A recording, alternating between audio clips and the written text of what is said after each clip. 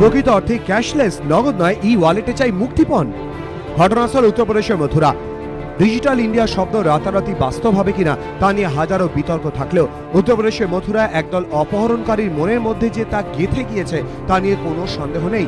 অভিযোগ, মথুরার একটি কলেজে সিসিটিভি লাগানো টোপ দিয়ে ডেকে এনে ইন্দোরের এক সংস্থার কর্মী হরিশ চৌহানকে অপহরণ করা হয়। অভিযোগ, ইন্দোর থেকে মথুরা স্টেশনে পৌঁছলে হরিশকে বাইকে চাপিয়ে মুরেদা নামে এক গ্রামে নিয়ে যায় দুই যুবক। সেখানে ছিল আরো ৮-১০ জন। নির্জন এলাকায় ক্ষেতের মধ্যে প্রায় ৬ ঘন্টা আটকে রাখা হয় হরিশকে। আর তারপরই মুক্তিপণ চাওয়ার মধ্যেই লুকিয়ে আসল চমক।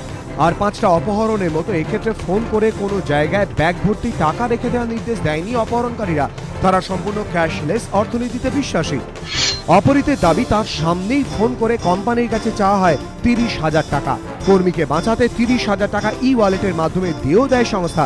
হরিশকেও ই ওয়ালেটের মাধ্যমে আরো ৫,০০০ টাকা দিতে বাধ্য করে অপহরণকারীরা। এটিএম কার্ড থেকে তোলানো হয় ৪,৫০০ টাকা। অপহৃতের কাছ থেকে নগদ নিয়ে নেওয়া হয় ২,০০০ টাকা। সব মিলিয়ে ৪,৪১,০০০ টাকা। एटीएम से लिए, जो मेरे पास में थे वो भी ले लिए। कितने पैसे आपसे एटीएम से? एटीएम से तो ज़्यादा नहीं निकले, मतलब 4500 रुपये निकले एटीएम से एक बार में 4500।